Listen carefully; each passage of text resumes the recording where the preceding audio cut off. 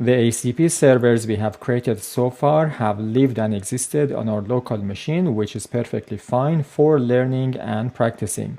However, if you are creating ACP servers to be used in production capacity, you need to think of aspects such as scalability, security, and observability. When we talk about scalability, we refer to the fact that ACP servers must be able to scale out and must be able to cater for higher amount of loads or HTTP requests per minute that is being received.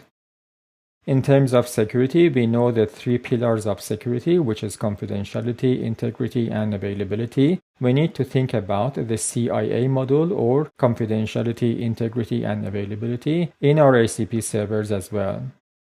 Observability refers to the fact that we should be able to collect metrics and logs from our ACP servers to monitor their performances and to diagnose the root cause of problems.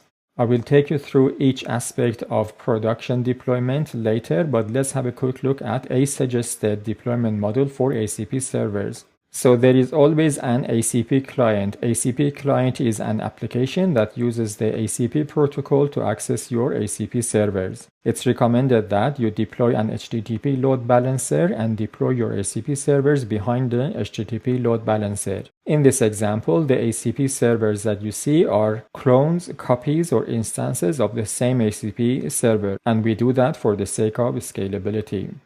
As you can see, for monitoring, you can use tools such as Prometheus for collecting metrics. You can use tools such as New Relic if you want to use a SaaS solution. And you can configure your HTTP load balancer to use the /ping endpoint to know whether your ACP servers are responsive or not. So in the next lecture, we go through the aspect of scalability.